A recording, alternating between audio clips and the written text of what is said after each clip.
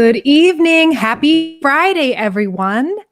We are back with another Friday night forum here with New Visions Books and Gifts, as well as Firefly Hollow Wellness Center. I am here at Lovehart, and tonight we're going to be sharing an amazing journey between not just one, but two mediums. So I will be joined with Angie Whitsel.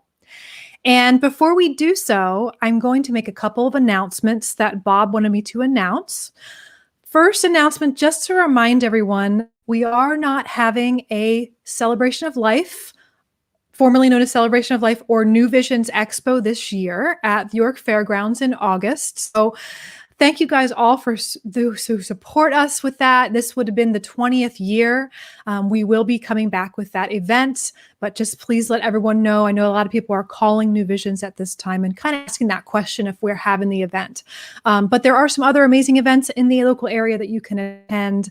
You can absolutely just search for those, and I can put in the comments.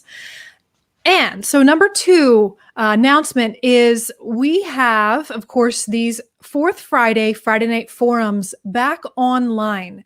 We, of course, are planning to do these again at New Visions in the flesh, but we don't have any of those dates as of yet. But you can look at our YouTube channel and our Facebook page for some of the upcoming Friday night forum lectures. But I wanted just to differentiate for you guys to get an idea of what we're doing as far as this collaboration between Firefly Hollow Wellness Center and New Visions Books and Gifts. Bob wanted me to make sure that if anyone's willing to register for classes or workshops, that they know to call Firefly Hollow. So, for your information, for those of you who are maybe new to our community, new to New Visions Books or new to Firefly Hollow, we are two separate businesses in South Central Pennsylvania. Visions Books and Gifts is your amazing one-stop shop for books, gifts, crystals, jewelry, candles. They have the most hugest amount of incense and candles selection I've ever seen, and as well as oracle cards and tarot and greeting cards and statuary and a lot of other really amazing, cute little finds. And that is in the Kingston Square Shopping Center. So that is at 2594 Eastern Boulevard. So if you are looking for any of those things, please make sure that you are going to the right location. They've been open since 1987. So we're really, really grateful again for all of you who have been in the community for that long. We have so many more people after 2020 who have really begun the path of that self-appointed journey into their own alternate spirituality or connection with themselves. So we're really, really honored to have you. There's a robust community here to support that. And then on the right here, Firefly Hollow Wellness Center. We have been open since 2015. This is your place for services and classes. We have massage therapy, acupuncture, energy medicine, and Reiki, trainings and classes, as well as private services. Nutrition, we have oracle readings, astrology readings, mediumship readings, and then community gatherings. So anything for services and classes. Make sure you're calling the right location, not New Visions Books and Gifts, but calling to sign up and register for those classes at Firefly Hollow Wellness Center or visiting our website. So I wanted to make sure to just to differentiate both of us together so you're aware of, if you are new to the community, the separation. Again, Firefly Hollow Wellness Center is located in South York behind the old Tollgate Village Shopping Center, and New Visions Books and Gifts is in the Kingston Square Shopping Center in East York. So what we are doing with these Friday night forums, traditionally Friday night forums were every single Friday night at New Visions Books and Gifts at 7 p.m. We had an amazing group of individuals and lecturers that come in and give us amazing presentations, and they were all at a $5 donation. All donations now are going to a scholarship fund that will afford our local community members services for those who can't afford services or for workshops. So if you're interested in donating, we'll add this throughout the show tonight. You can donate at paypal.me/donate/FFH. So that's a place where you can donate and support the local scholarship fund. We'll be launching that soon. We're almost at $2,000. And when we do, you'll have a really great application to apply for a scholarship for local services and classes. The other thing I wanted to make everyone aware of is Firefly Hollow has a couple classes coming up, and I know you guys see Matt every single Friday for the Happy Friday live stream that he does for New Visions. And again, he's in there for Tuesdays, Fridays, and Saturdays. So if you have seen Matt, some of you may not be aware that he is also an astrologer. So he has an amazing astrologies class coming up. And Angie, my guest, actually the first time I met her in person was this first launch of this class a few years ago. So that class is coming up next weekend. So if you're interested in that, it is only, I think, $30. So it is a really great foundational basis for understanding astrology and getting to know a little bit more beyond your basic zodiac horoscopes. So that's something to really check out. And then this weekend we have a resin class. So we're making crystal coasters here at Firefly Hollow. So if you're interested in that, there are still some spaces left for that. And then the final announcement. We are still waiting for announcement from Bob as far as New Vision's open house coming up. We actually do not have a date. We're not sure if we're going to be doing any, but I know people are wanting to ask, when's your open house? We do have an open house at Firefly Hollow. So for New Visions, we're putting that on hold. I know we are really looking forward to getting back together with the amazing body workers and readers and services that we have. But until then, we do have summer open house coming up at Firefly Hollow. That is on August 7th, Saturday, August 7th. We have free lectures all day. So here's just a sneak peek at some of the lectures. And after every one of these speakers, we will have door prizes. So we give away some really great stuff. And there's just a lot of really cool practitioners and topics to really get your feet wet and really explore some of the health and wellness, spirituality and intuition piece. I know that I'll be talking about auras, and I'll be actually teaching anyone who comes to my 1 o'clock lecture how you can see an aura. So that'll be a really fun option there. And there's a couple other here. So you can learn more about that at fireflyhollowwellness.com, as well as our free lectures, and we'll have mini services too. So they're all $22 throughout the day. So for those of you who are really looking forward to the open house for New Visions, thank you so much for being patient with us, but you can absolutely check out the Firefly Hollow open house on August 7th. So without further ado, I'd like to get into the topic for this evening. One of the reasons that I chose this topic first and foremost was because there's an amazing person in our community. Her name is Angie Whitsel, and big fan of Angie. I've had a secret friend crush on her for a couple years before I got to meet her in person, because I love what she does. I love her personality. I love the way she shares her gift as a medium.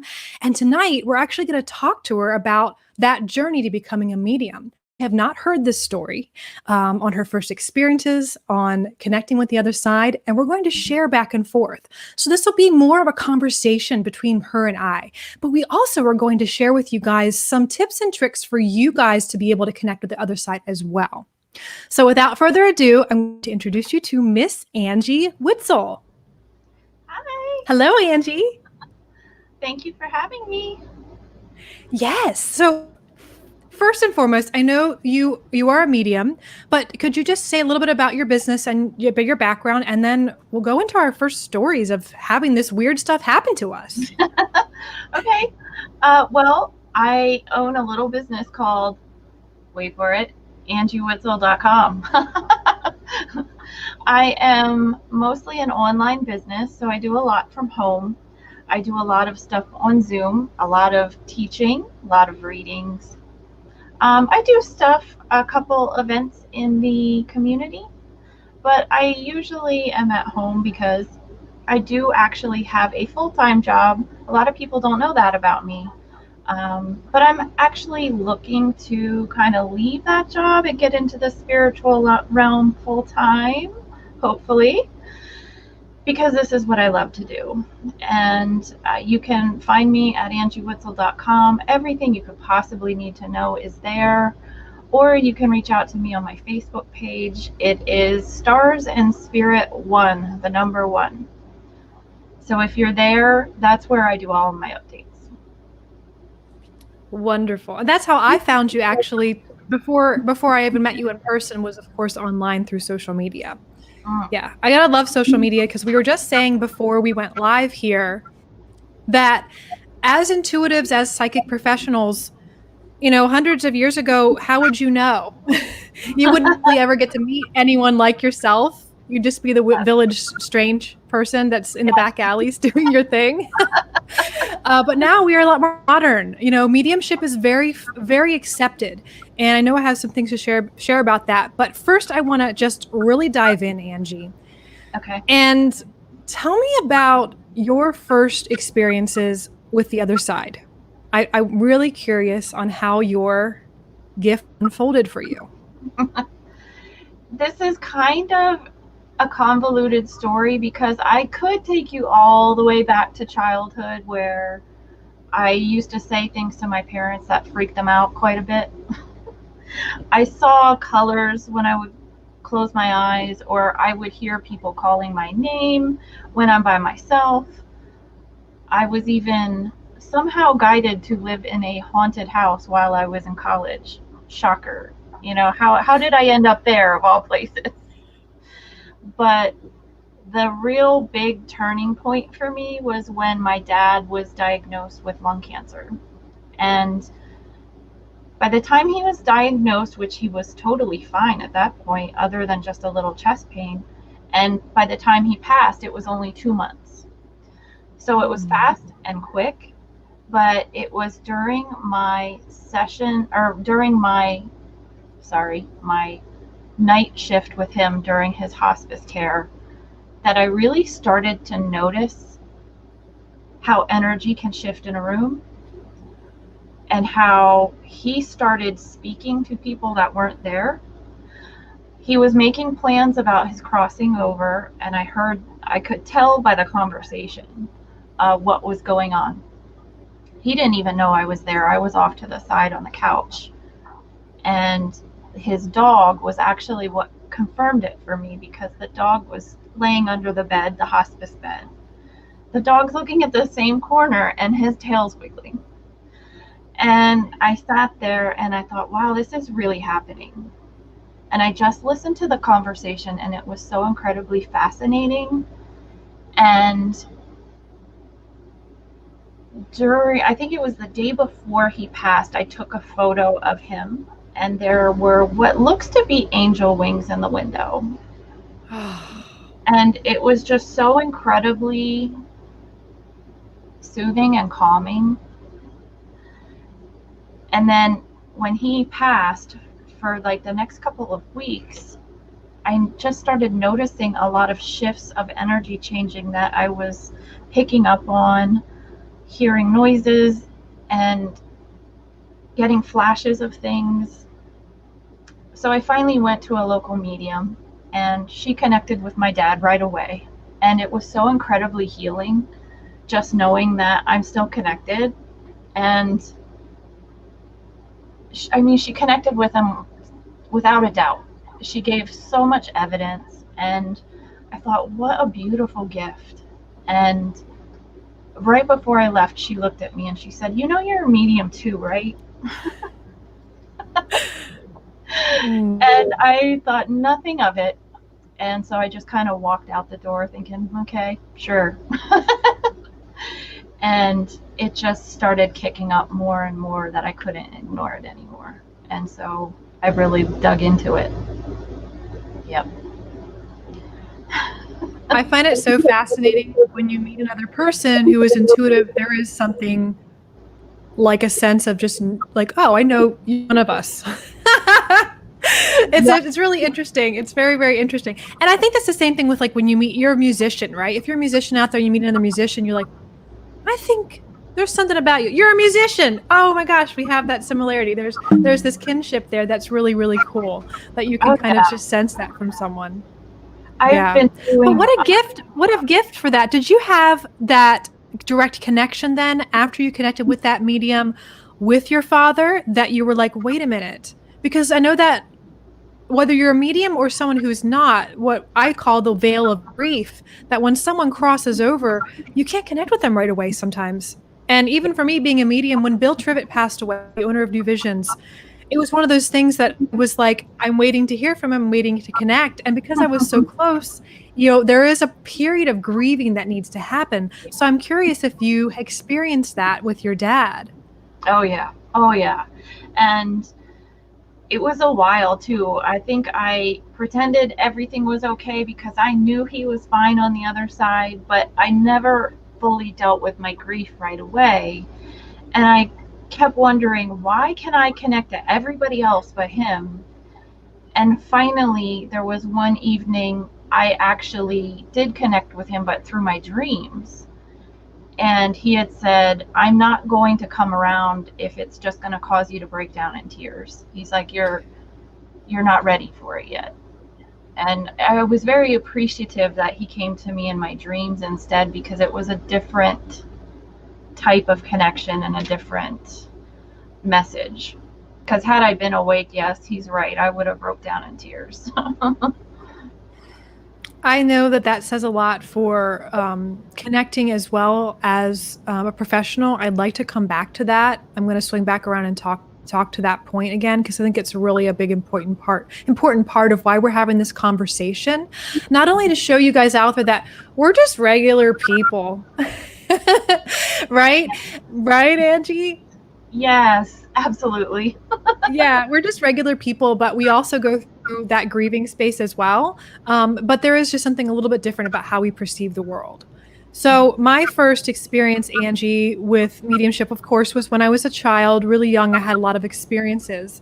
I was actually medicated for my gift. I was hospitalized, and a lot of mental illness diagnoses for me. But some of it was actually this blessing in disguise, because honestly, having mediumship capabilities, you are easier apt to be in altered states of consciousness, because that's when we connect. That's when, whether you're a medium or not, you connect in dream space because you're in an altered state of consciousness.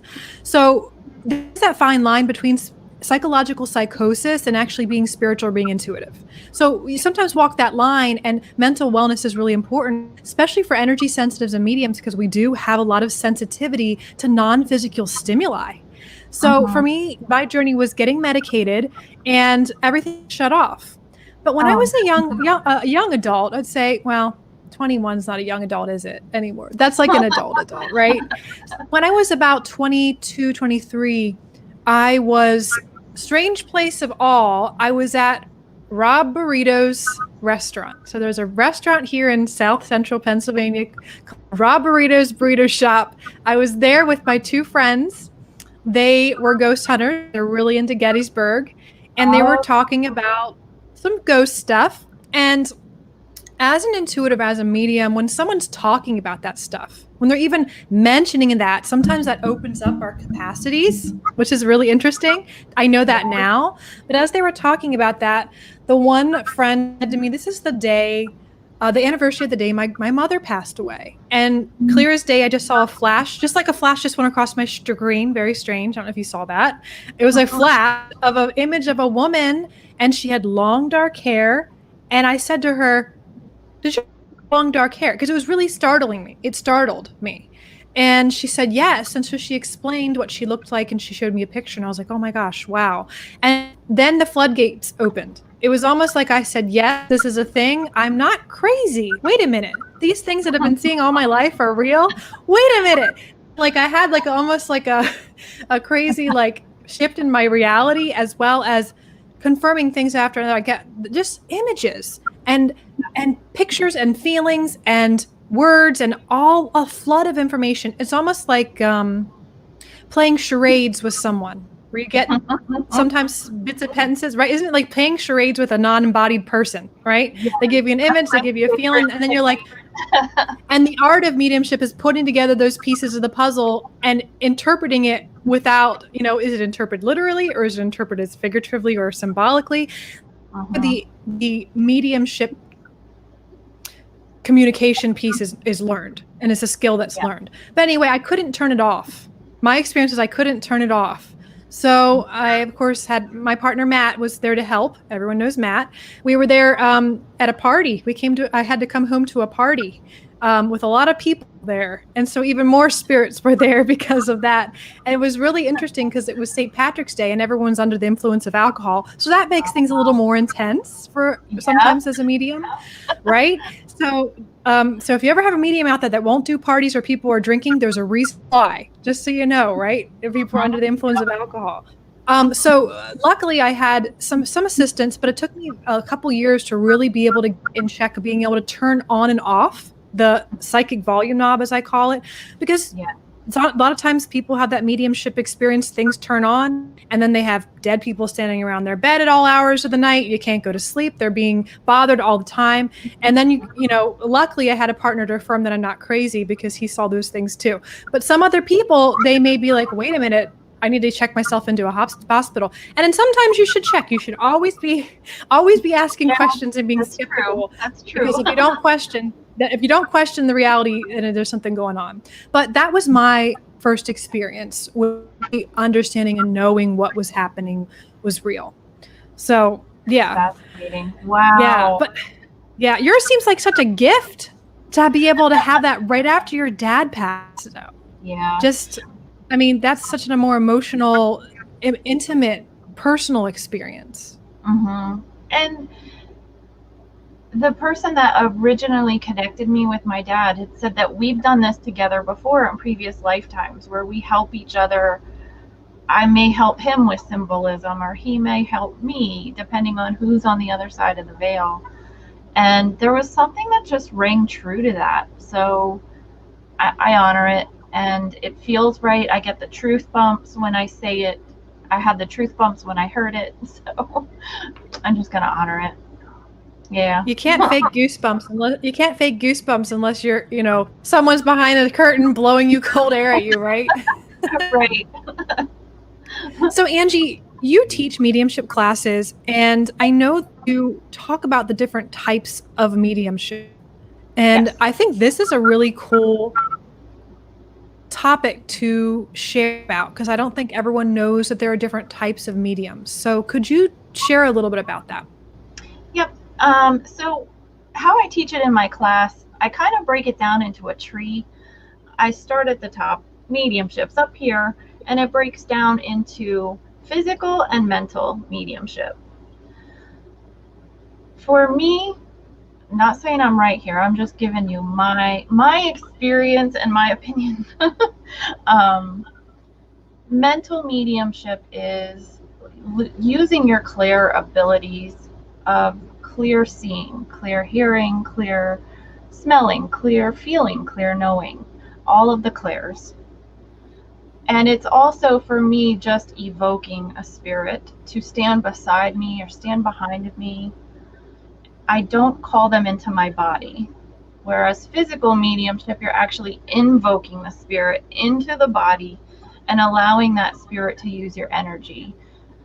That's when I consider that to be like a trance mediumship, or channeling can be that way as well. So that's just the tip of the iceberg. I haven't even thrown in dream mediumship and all the other types of mediumship, but it just basically, to keep it sweet and simple, is physical and mental.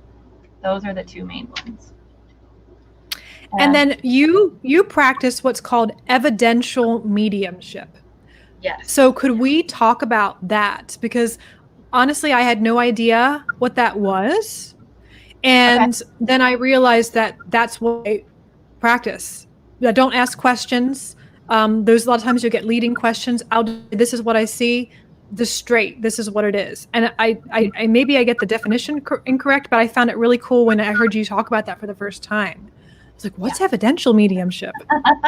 It's people make this stuff up. They're just labeling what we do in different stacks. Someone came up with it. So again, like, I like how you preface that these are your definitions, because they change and they're fluid. All these different labels we use in the intuitive community. Yes, exactly. And I definitely never want to come across like I am all knowing. This is just what I have picked up over the years. But for me personally, I am so incredibly, I guess, a little protective of the art of mediumship. So it's important to me that the integrity behind the practice stays intact. And how can we do that? So how many times have I had a reading where I'll go in and it's just a very basic reading that anybody could have given me and could have given anybody else? That doesn't prove that that person actually connected with my loved one. It just proves to me that they're really good at making up a story. Although spirit can come through many times and just give you that basic advice that they're very proud of you and that they love you, but the evidential mediumship is adding that extra layer to the message of giving the person who's getting the reading absolute evidence that life exists on the other side, that we do continue on, and that our loved ones are with us all the time. And for me, I like to provide details of what the person looks like, perhaps how they passed, what were their favorite hobbies, favorite colors. Some will give me their favorite game shows or their favorite songs. And sometimes they'll just give me a little trinket that really means a lot to the person sitting in front of me, so that when I leave this person, they know without a doubt I connected with their loved one and I wasn't just making up a story. And that's so incredibly important to me, because I've been noticing a lot lately in mainstream media, this bashing of mediums and making fun of mediums. And I sit and I watch those shows and I'm just like, like, that's because they're not talking to the right mediums. And because it's Hollywood and they totally take some really fun depictions of mediums, which is what we're going to debunk a little bit later. Yes, exactly. So when I'm just reaching out to my students and they're still not sure whether they are actually doing mediumship or they're getting, let's say, guardian angels or even star beings, and it's not 100% mediumship, I will say, then you want to call that a spirit reading, not a mediumship reading, because there's a huge difference. I hope that makes sense. Yes. And I think it's really interesting because, we have books and things that we can access as far as resources if we have a sense or a capacity to have a really heightened intuition. And I know for a lot of you out there, if you are connecting in a way and you're not sure what it is, isn't it hard to have the language when you don't really know? And keeping in mind that there are books that people write out that we do like to put language to it because it helps us to talk about it. So I think it's really to know going forward that we're putting language to words to this interesting way of sensing the world, but also can continue to keep in mind that it is a fluid art that is very different, and you may have different faculties to your intuition. So I think everybody's intuitive. I think it's part of our nature as human beings. Into what capacity are you intuitive is the question. That to each his own, and to each his finds out, and know thyself to find out. But yeah. I completely understand what you're saying, because I think it gets confusing when you're like, wait, what if I talk to spirit? What type of spirit? There's this really funny meme. I don't know if you know who Amy Poehler is. So I'm a really big fan of Amy Poehler. She's an actress, and there's a really funny meme out there that says something about, someone says I'm a medium or something like that, and then she says, that, well, what spirits are you talking to? Because it's like her kind of looking like this and like skeptical, like, well, you're talking to spirits. There's lots of different types of spirits. Who are you talking to? So I really like that meme.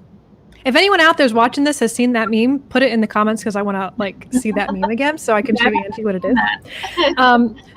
So let's go into talking about the common things that we see that are just complete myths about being a medium and what they do with how they depict us in modern Hollywood.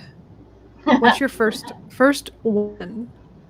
Well, I think I already knew this, but when I went to see Teresa Caputo live, it became very obvious to me, and not putting Teresa Caputo down. She's amazing.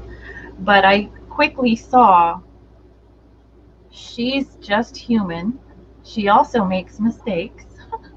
She's not perfect. And it gave me confidence as a medium. Be like, even Teresa Caputo made a mistake and didn't. Oh yeah, they cut that stuff out of the reality show. They cut out the ones like, that's sort of right. Yeah. So my eyes were opened, and that's what I usually tell people coming in as well, who are sitting before me, where it may not be perfect. That's what it looks like on TV, but that's not realistic. So, definitely that. And I don't know so much about what Hollywood has done. I think for me, what comes through a lot is people think I can read their thoughts. Did you ever get that? It's really interesting as a business owner. I actually hear this a lot from my staff and my team. Sometimes they're like, it's really challenging working with a psychic because they get insecure, like I can think and or read their thoughts, like you said. Mm-hmm. And I feel like that even when you meet people and they find out what you do, and then they get really intimidated. They're like, I don't know if I want to be around her. She can probably know everything about what's going on with me. And I actually had that same assumption myself about one of my fellow psychic professionals that I was like, loved her, adored her. I was like, oh my gosh, I'm hanging out with her now. And she probably see everything about my life. And like, I'm so ashamed of this. Like it brings out all this like guilt and things like they know all the things I think about that are not too kind or whatever it is. Yeah. Well, honestly, I had that too when I first started hanging out with mediums. I remember kind of almost being ashamed of certain things. I'm like, oh my gosh, she's gonna pick out my deepest, darkest secrets, and no. I mean, I think all of us have telepathy to a certain degree, especially empaths. We can read someone's mind just through their emotions. But no, it's not. I think that's the biggest misconception is sitting down and we're going to read your thoughts. That's a misconception. I think the other misconception I'm finding is a lot of people are afraid to get mediumship readings because they're afraid their loved ones are going to come through and almost scold them, or they're upset with them, or the grudge is still there. And I always tell them all of that stuff goes away on the other side. All of those negative emotions, they're gone. So please don't be afraid to get a reading because you think they're going to upset you. That's not the purpose of the reading. At least I've had people do the same, and some be very concerned to make sure that their loved one has gone to heaven. They want to make sure they're in heaven. I hear that a lot because of our society does talk. Different religious backgrounds talk about a place that's not good when you cross over. And I think anyone who's had a near-death experience or anything like that, there's very few. Most everybody has not had any experience like that. So I don't want anyone to ever again not go to see a medium because they're worried that what if it finds out my aunt is in hell? Like that's never been the case. Question about people who have committed suicide. Reading for them. Because I've had some of those. I'm curious about your experience with that and with their crossover. Because sometimes it takes longer to transition. Yes. But it's not hell. It may be a purgatory of some sort, but curious of what your perception and experience with that. So my guides have been telling me this whole time, they don't go to hell. That's something that we have been programmed to believe with human coding, as we tend to do. And that what I've experienced is they do come through in readings. Sometimes it can be a bit tough, but I find they're in this in-between place. And when I say the in-between place, I don't want anyone to think that they're like a purgatory. It's a healing place for them to heal the existence they just came out of, to heal their emotions, to heal whatever it was that they were having a hard time dealing with in that lifetime. And then when they're ready, they can move forward to the next level. But I believe it's almost like, I call it the healing pod. I love that. Well, we do that in physical life too. Like, did you see the movie Soul, the Disney movie Soul? Not yet, no. I want to see Okay, so if anyone out there's seen the movie Soul, there is this place where people get stuck, almost like I call it the mental hamster wheel. They're stuck in a certain obsessive focus in their life about something. Even if they have not crossed over, they still have a physical body as a soul. They kind of like are in this like space. where they have to reconcile that and let go of that. So whether you have a body or not, it's kind of the same thing. And thank you so much, Courtney, for sharing. So there's obviously some synchronicities going on here from Courtney from Athens, Georgia. She's talking about synchronicity. We started talking about something right when she messaged someone about that. So confirm that synchronicity for you there. But yeah, no, absolutely. With the healing pod, I use that term from now on, because I think that maybe I always thought that the concept of purgatory, I thought maybe that's where it came from. When I first experienced this, I thought maybe that's where it came from. This sense that there is an in between, but they put it in a sense that it's something bad or negative of an experience. It feels like it's more of a psychological processing, and depending on how well they're able to as a person to let go and process through that, and they always have help from guides to help them on the side to cross over fully. But I'd be curious your in-between space with that. If you're, like you said, it's harder to communicate with them. It's not as clear, because I've exactly experienced that myself too. Really? Yeah. Oh, that Yes. gives me, that makes me. Yeah, we get information, but it's almost from a part of their self that has crossed over, because the other parts, like you said with your dad, if they're still processing their emotions, sometimes I find that spirits don't want to put that on their loved ones if they're still in a place that they're leveling with themselves. Or have you found that some spirits don't necessarily come through the whole way if the loved one isn't ready to hear from them and they haven't grieved to a certain capacity, like you said with your dad?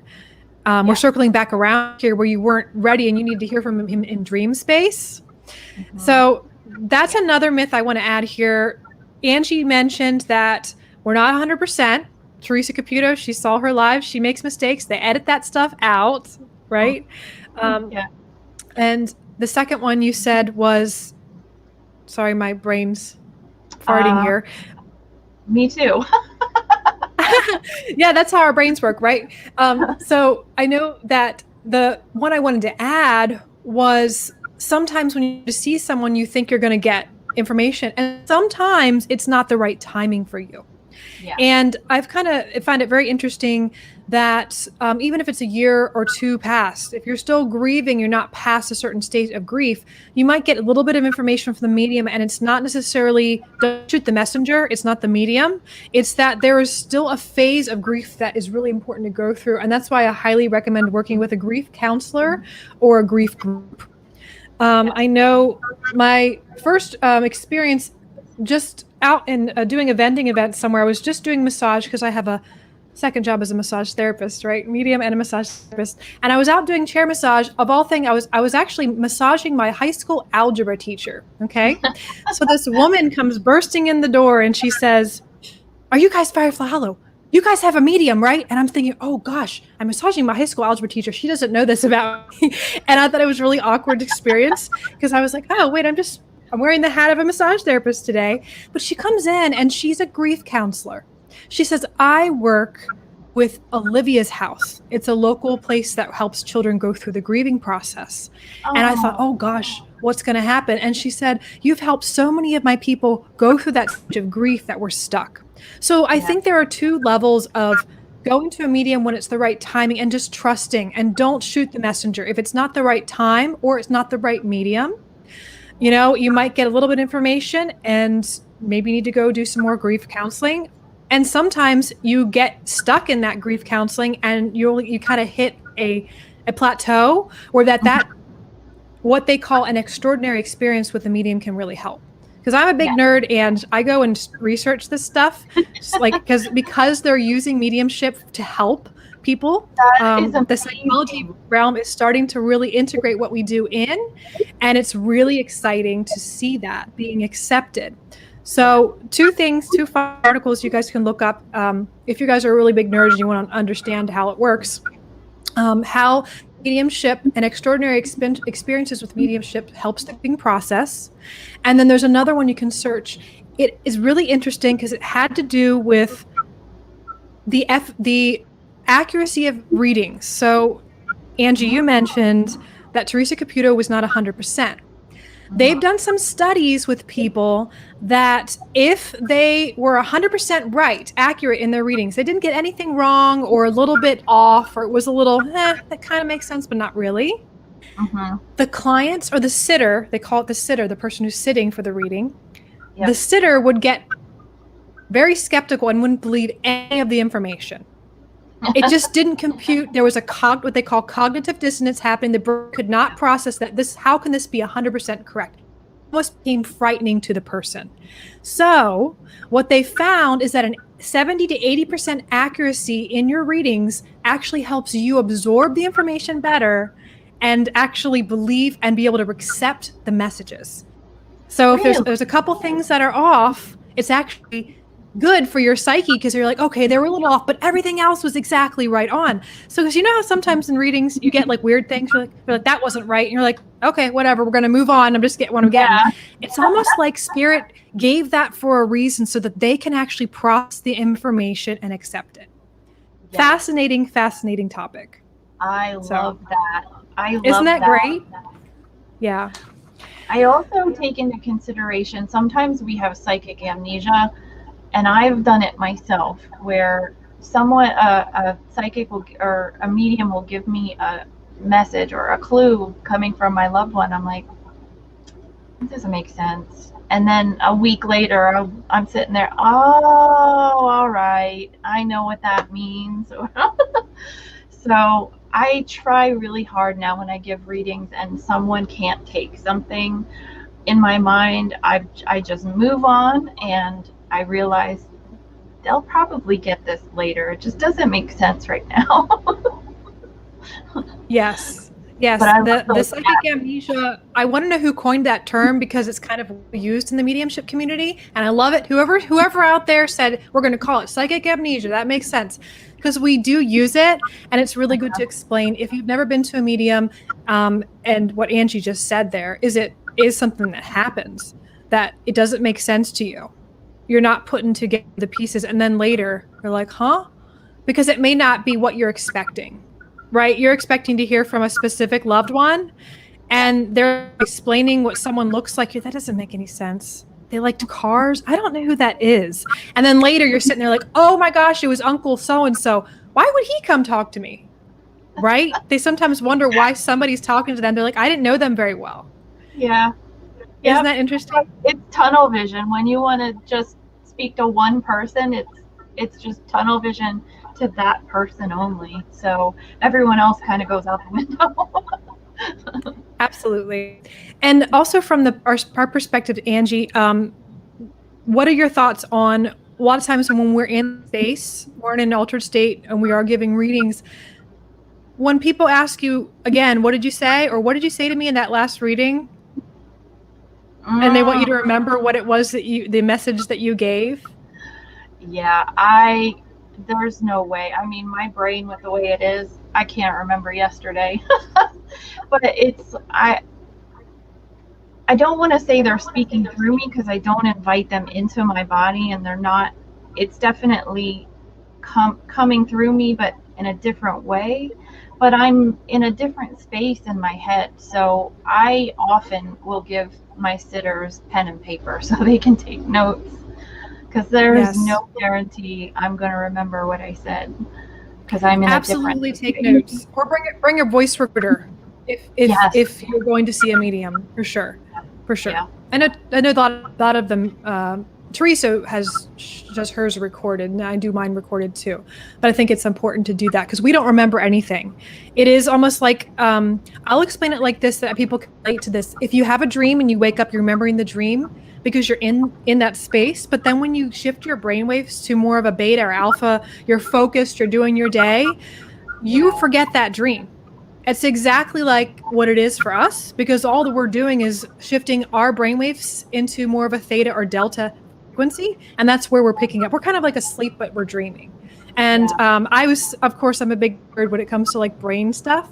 And this was confirmed when they put Dr. Oz put Teresa Caputo in one of those things, and they're like, what's happening to her brainwaves when she's reading? And I was like, yes, that's totally what happens. So yeah. Awesome. I really love what you said about the dreams too. That makes complete sense.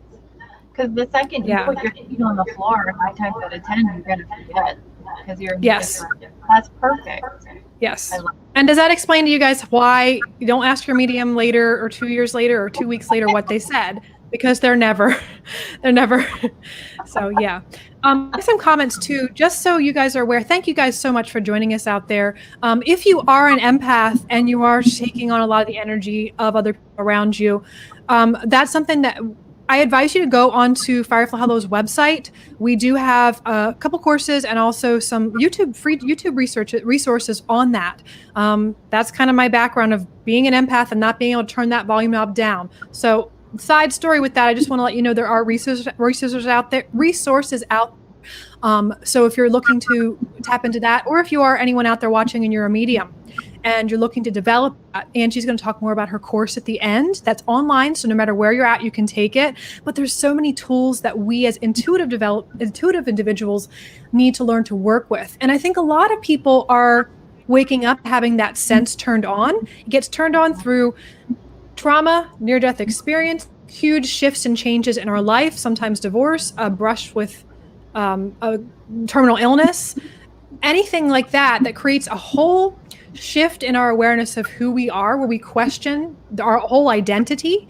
Sometimes that can put us in a shift where we start having intuitive experiences and we get in touch with that deeper sense of self.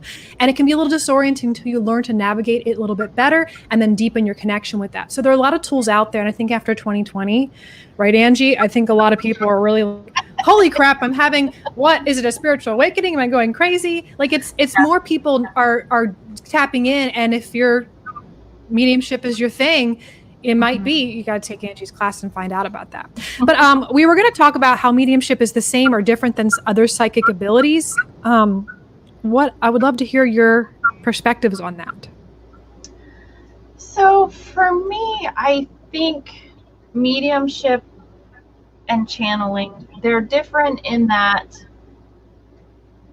So the other abilities, the psychic abilities, all the clairs, all that good stuff, that there is kind of sort of an absence of spirit. You're really just picking up on energy and learning how to use your own abilities to either transmute that energy or read it or interact with it. Whereas mediumship and channeling, that is involving spirit and the higher realms and learning how to, like you said, play charades. Yeah. That's really what it is, learning how to play charades with their energy and their symbolism and all that good stuff. So for me, it's as simple as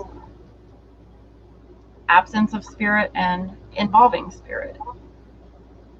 Yeah, absolutely. And I think because we're working with just energy is just different signatures of whether it's spirit or it's an emotion that was emotional residue that was left in a space, especially if you're an empath. You feel it in a room after someone had a fight, or you pick up an object at the secondhand store and you're like, oh, wow, someone was angry who owned this object.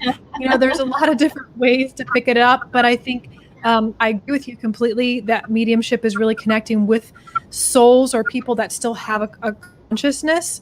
There is an aspect of hauntings that are residual hauntings that people can still pick up on, but it's not someone you're communicating with. It's more of just a really intense, whether good or bad experience happened in a space, and it's kind of looping. It's just imprinted that space that we can pick up on.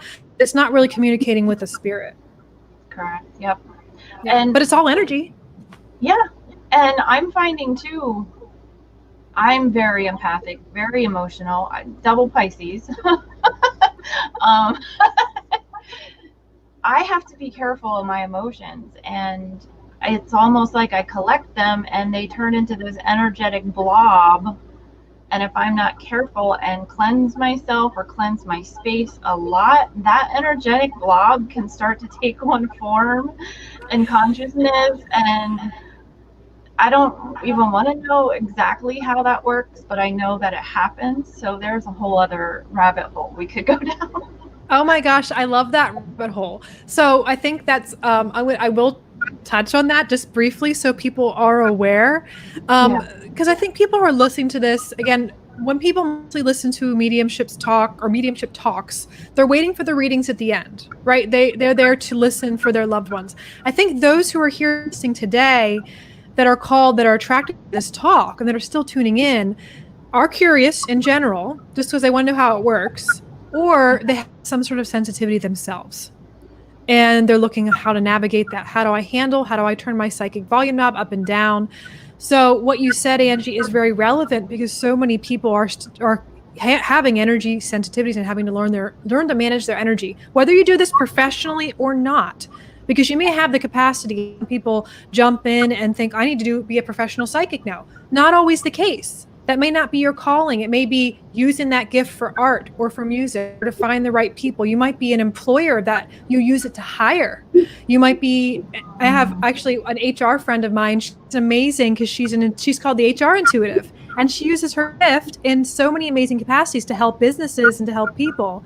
And there's so many ways to use it. So just kind of keep that in mind, that there's a lot of different things out there. Again, that's kind of my thing to offer. Angie's is to offer the mediumship class she's going to talk about. But if you are interested in that, check out fireflyhollowwellness.com. Either the Mind Body Detox program is really helpful for people to learn to manage their energy. Intuitive, if you're wanting to turn on that intuition, but also the mediumship stuff is specific to Angie. And I think that that's a really unique thing to offer right now, because how many people lost people over 2020? How many people maybe could use this to help them grieve?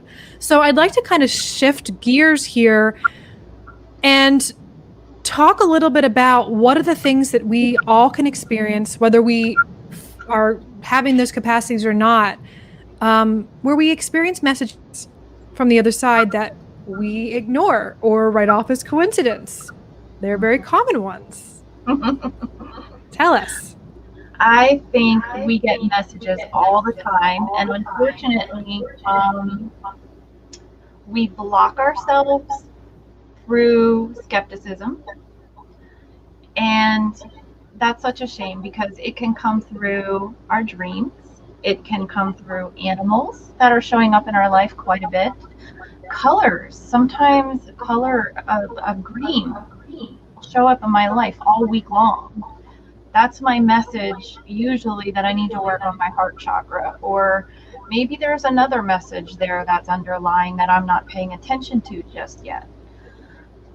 Certain people can come in and out of our lives, or people that represent a person in our life. For example, all week this week I've been working on a mother wound that I've been really trying to nurture. And a lot of people that were coming into my life were representing that mother energy. So you just have to learn how to read what's coming into your life, and it gets easier over time. Numbers, names. For a long time, I kept getting the name Rowan over and over and over again. That's not a typical name. So I had to really look at that and why is this coming through? But numbers, I think, are a big one for everybody right now, especially just waking up. Oh, yeah. 1111. There's a reason why 1111 is such a big thing. Everyone's like, I keep saying 1111. What does this mean? And then they look it up and they're like, maybe I'm going to be joining the Tinfoil Hat Society with all these weirdos that believe in all this stuff. But you know what? Once you join the Tinfoil Hat Society, and I'm saying this as a joke, I hope you guys can pick up my sense of humor there, but there's so much amazing stuff, connection that happens. So in your readings, Angie, when you have loved ones come and connect with your sitters, do you have any symbols that they share? They're saying, hey, I've been trying to show you or come to you in this form or that form. Yes, actually, a lot of the times they will show me an animal and I'll say something about, oh, they're showing me a dragonfly right now. And that person, my sitter will say, oh my gosh, I have been seeing dragonflies all over the place the past week. And I said, okay, that's validation that your loved one is coming through and they've been trying to tell you they're around you all the time. So stuff like that happens quite a bit. And sometimes they'll even show me little trinkets and it'll show up in that person's life sometime that week. It's usually the week of the reading that it shows up, stuff like that. Yeah, it's so magical when that happens. Magic is real. It's totally real. It's totally real. And I think what you said, animals are common. I think coins, feathers, common signs. And having dreams are good ones. And then radio songs. I guess people don't always listen to radio anymore, but songs that just happen to be playing in the grocery store, you're like, Yeah. that's interesting. So Yep. Yeah. And I always yeah. So those are tell, common signs. yeah, and just learning how to live life in symbols. When you can start seeing symbols everywhere and you attribute a feeling or a word or something to attach to that symbol, I keep a symbol diary, and it's kind of like my phone book to spirit, where if I go out and I see a field of wheat, for me, wheat means abundance. So anytime spirit wants to communicate to me about abundance, all they have to show me is wheat, and I'm like, got it. So learning how to navigate the world through symbolism is so important, because that's how spirit normally delivers their messages. So if you can hone in on that skill, it becomes easier and easier. Yeah, what Angie said, to keep called it a phone book to spirit. I love that.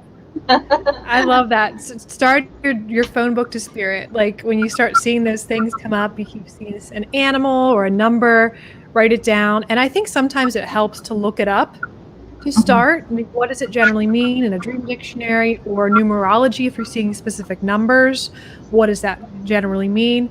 All crazy, out there. Like, what is that Jim Carrey movie where he's seeing the same 23, the number 23, I think is the movie called. Where he's like, he's seeing numbers everywhere. There's a little bit of an extreme level you could take that goes a little bit like way off the rocker. So don't go down that rabbit hole, but you can totally start writing down things and really just kind of correlating them. I call it the psychic dictionary. I love your phone book to spirit, though. I think that's beautiful. I like that. Thanks. Yeah. So I know that if anyone's interested in your class, they are going to learn so much, because you are full of knowledge and you have a really beautiful, soft way of teaching. Do you have any little pointers that you could send everyone out with today, to, other than the dream dictionary or the dream dictionary, the phone book to spirit, anything else that you would suggest, any tools or anything that they could help them connect with the other side or even their own intuition? Absolutely. Well, the one that I will always advertise, that a lot of people don't want to hear, unfortunately, is meditation. Meditation. Meditation. That is the best way to connect with spirit, because it puts you in that different brain state and the different brain waves. I promise you, it will get easier. I used to hate to meditate too, but now I absolutely love it. Sometimes it's like an all-out trip, and I've learned to just have patience with it. But more or less, I would come to the meditation with an intention to either connect with my higher self, my spirit guides, or a loved one who's crossed over. And then I will have pen and paper in front of me, because journaling also puts your brain in a different state. And even if nothing's coming through right away, I will start writing anyway. And it doesn't even have to make sense. I could just be talking to myself or talking to my loved one, and then something switches, and all of a sudden I'm starting to write things that I know are not coming from me. And it's usually my spirit guide, my higher self, or loved ones coming through and answering my questions as I ask them. So that's like my main I guess go-to when connecting to spirit, but also making sure that I'm in a good state, going out into nature, raising my vibration as much as I can, being a clear conduit of energy for spirit. So that's eating well, drinking a lot of water, taking care of myself, taking care of my emotions, because that really clears me and gets me higher and closer to their level of energy, that it's easier to connect to them. And I really think just connecting to your outside world, paying attention to what's going on in the outside, because your outside world matches your inside world. And looking for messages in the outside world as well, and seeing what they mean to you on the inside. And just learning how to correlate all of those feelings, all of those emotions, all of those happenings, that symbolism, and all that good stuff. It's a process, but you can teach yourself. Crystal, I hope that answers your question. She had a question, do we have any practices to get yourself in that space for readings? What Angie shared about that meditation space, there is usually a ritual that each medium does practice. And Angie, you and I both are automatic writers, where that's where we connect, but not everyone is that way. It might be lighting a candle and staring at a flame. It might be coloring, doodling, anywhere to get your brainwaves to shift. And I think there are some really cool tools out there. Like, there's some meditation devices that you can purchase that actually can tell you what brainwave pattern you're in. Yeah. I believe it's called the Muse, Muse. So you can hook it to your phone and it can help you with a meditation practice, but it can also give you an idea of what brainwave state you're in. So you are looking to be in that flow space, whether you're an artist and you're looking to like totally tap in and create some new music or poetry or art, or you're looking to connect intuitively. I think all of that is the same frequency. You're tapping in for something. However the information comes through, is it art, beauty? Is it words? Is it pictures or images from a spirit? I think all of those are really great ways. So I hope that answered your question there, Crystal. And thank you so much, Courtney, for joining us. I love that, all these wonderful comments she's making as well. I know that we can go back and comment on those, typing to you guys too. And definitely check out some of the resources. And I apologize for anyone we didn't get to any of your stuff. There's a lot of comments here, so I want to make sure that we are keeping this a little bit timely because we're about an hour. So we're going to wrap it up here. But I wanted to talk about, save this one for last. Because I think it's something that everybody really, really gets. But performance anxiety. Performance anxiety. Let's talk about it. Let's share with the public what it's like to be on the other side of giving the reading. Well, I think any medium goes through this. I know I certainly do. And I feel like when you become a professional medium, it gets even bigger because all of a sudden expectations are attached and money's attached. And what if you don't deliver? And anytime you start getting in your head like that, the ego switches on, and that's like an automatic block to spirit. When your ego is kicked in and you're too worried, because that's what it is, it's worry. And sometimes I'll just go into a reading, and if I'm feeling not so confident, I just start blurting out exactly what I get, because that's the only way I can get out of my own head. I don't second guess anything anymore. But yeah, I mean, I can't think of one medium really that doesn't have at least some level of performance anxiety. I don't know, because I look at all of the mediums that are famous, and they're all very boisterous and loud, and they have this presence about them that they command their space. And I think you almost need that, kind of. But especially do it in front of large crowds of people, because I think some people are meant to be a medium on a stage, and some people are meant to be, the medium that's not really well known. I think that was the one thing when people were always trying to get in the queue for Puto, and I had this knowing that there were some really amazing mediums locally that I'm like, oh my gosh, this person's really, really good. This is a couple that are in Littlestown that are really, really great. And I was like, oh, go see them, because I was booked out. And I was like, oh my gosh, like, you need to see someone sooner. They're really good, trust me.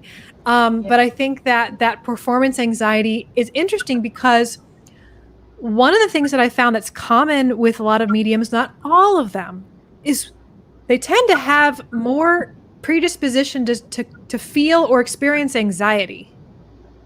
Teresa Caputo struggles from anxiety attacks. And so when you're about to go into a reading, we're starting to get information. Sometimes your body starts to shiver, to shake. Sometimes your teeth start to chatter. You're basically getting all this information. It's like you're plugged into an electrical socket. And sometimes if our brain doesn't know what's happening, we're like, oh my gosh, okay. And then we associate that level of an anxious, uncomfortable feeling in our physical body with other things that we've had that give us anxiety. And then all of a sudden we're like, wait, am I going to be okay? Am I going to do this? And it's really interesting and try to disconnect those things. But every time before I'm reading, I probably still have that level of anxiety, but I now recognize it as the energy level heightening, and my body it's almost like drinking a whole lot of coffee. Yes.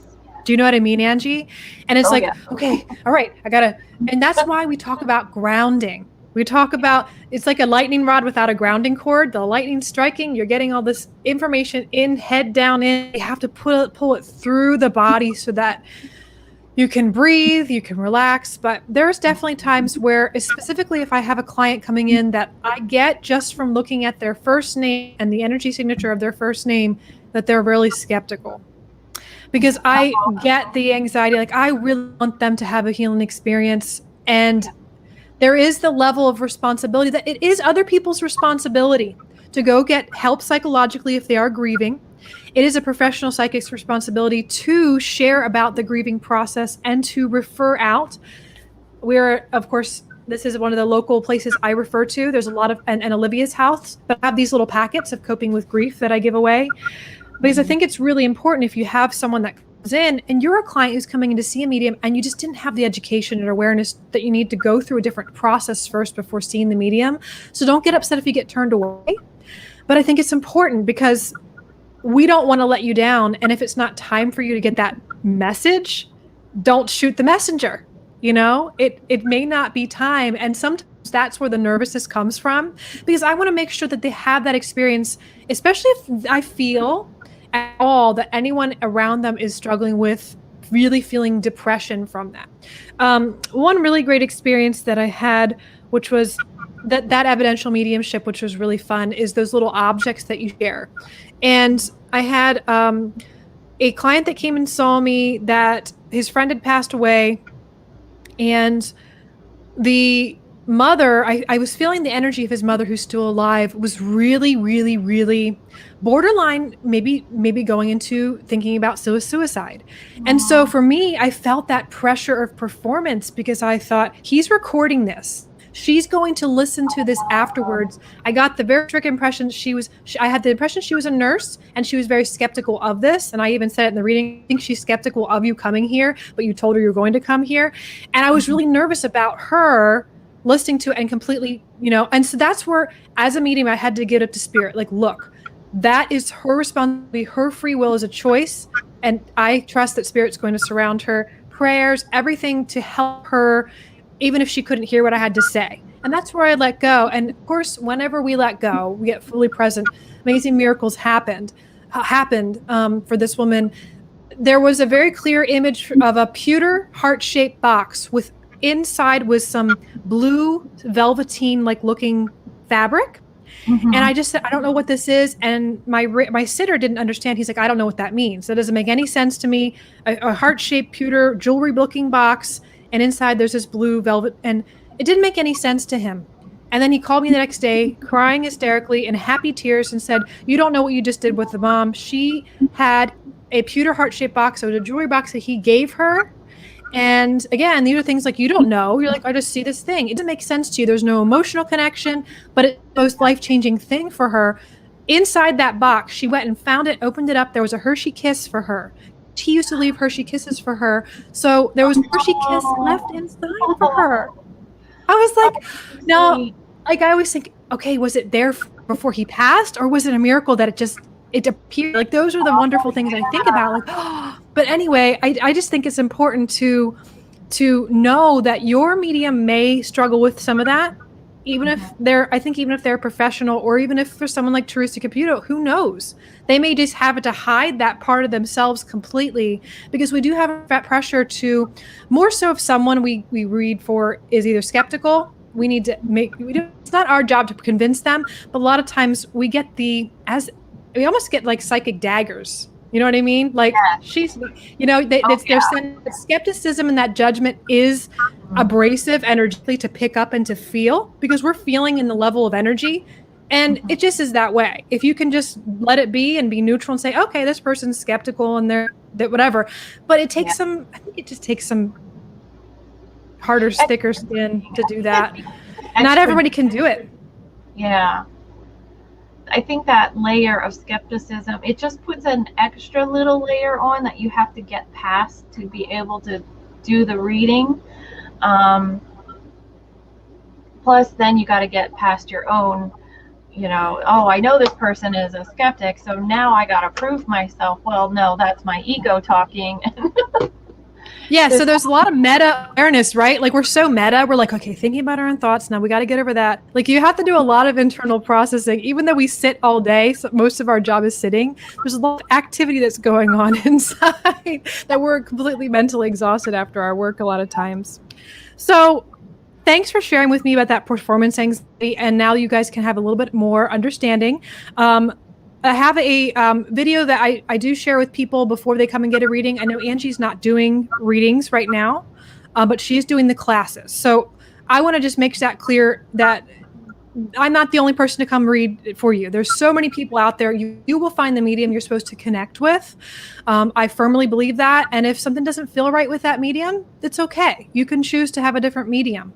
But Angie's class, we're going to have her go off and tell you how you get involved with that. But I would say check out the YouTube channel for Firefly Hollow. There is a video. It's called The Truth About Mediumship. If you want to, I think it's like 20 minutes, a little bit more detail too about some of the myths that we might not have gone into today, because I think we touched a lot of them, but there's a couple more. I think they're really important things to check out before you go see a medium. So even if you're not coming to see anyone here locally and you're on the other side of the planet, go watch that video so you can have an idea of how to be for your medium. Because I feel like in that space, if you're coming in a neutral space, you've gone through the grieving process to a certain degree, and some of the other things I mentioned, it really helps open up the space for a much better, more clear and accurate directed communication for you. I like that you're shaking your head, Angie, because it's totally true. Yeah, it is. So tell us about your mediumship course and how we access all that information. Okay. Well, as Kara said, I actually teach mediumship. That is my calling. I enjoy teaching, and I'm just wrapping up this past season's course. This coming week is week number 9 for my students. But I will be teaching this again in late fall, early winter. It is online. It is 9 weeks, and let me tell you, it is jam-packed. So each class is 2 hours long. You get homework. You get exercises to develop your abilities.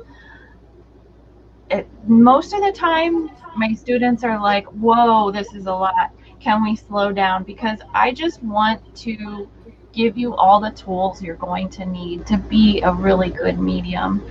And there's support afterwards. There's a Facebook group that you can belong to where we practice readings on each other, and we do all sorts of good things.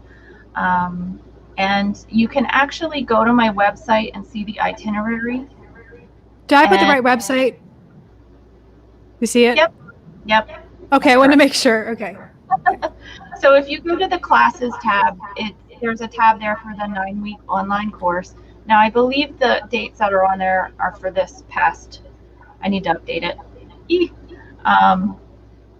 But you can see like what we go over in each class and what you can expect. Yeah, she's got it. I looked at it, and honestly, your logos too. Just your website's really beautiful. So it's a really beautiful experience too. Just visit Angie's website, even if you're not interested in this, because I think it's just a beautiful website. So angiewhitsel.com.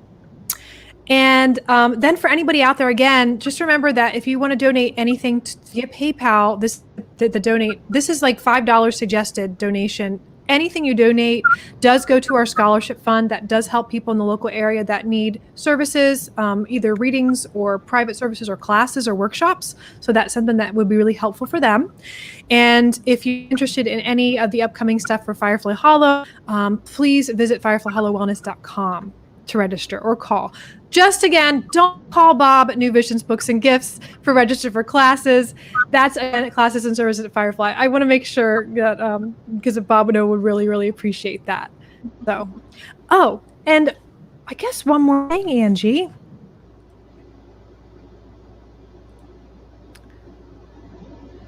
Oh, it was for Miss Jennifer. We were going to share the information for Littlestown. So, Jennifer, if you call New Visions Books and Gifts, they have a phone number for the couple, Tom and Katie Hurt in Littlestown, that does the mediumship readings. They're wonderful. We are looking to have them back for a Friday night forum here when we do in-person forums again, because they pack the house and they do group readings, and they're also available for private. So you can call New Visions Books and Gifts to reach out to them. And I'll just put up the picture real quick again. So you have the phone number. It is, I got to get rid of that one. 843-717-843-8067, right down here. New Visions Books and Gifts. You can call them and they'll have the number for you. So hopefully that helps. Absolutely, Jennifer. All right, Miss Angie, is there anything else that you want to share with anyone today before we end our little wonderful conversation about mediumship?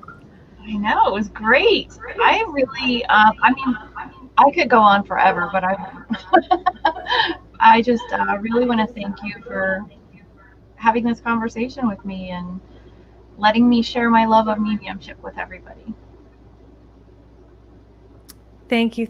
And thank you everyone for commenting. This video will be up for sharing. Again, if you have anyone that would be interested in any of these offers, or anyone that's just needing to understand a little bit more about mediumship, whether they are a medium or just they want to know and they're curious, share this with them. Comment if you found that Les Nope meme. I want to see it in the comments if anyone can find that, because it's really, really good. Other than that, again, you guys can donate at the paypal.me/donateffh. And again, all those funds go back to the community for the Firefly Hollow Wellness Scholarship Fund. We hope you have a wonderful evening. Again, thank you guys for joining us. We will see you next month. We will be back with a shamanic healing, transformational energy healing talk. And September, we're going to talk about Reiki. October, we're going to go into talking about with the death doula, Miss Elena Sophia. And Angie talked a little bit about this, about that connection with the other side when people are going into that space in hospice. So if you want to know more about that, check back with us in October or November, I believe it is. But other than that, keep your eye on our Facebook page and our YouTube channel for upcoming Friday Night Forum live lectures to join, and check out our offerings. Guys, have a wonderful weekend, everyone. Bye.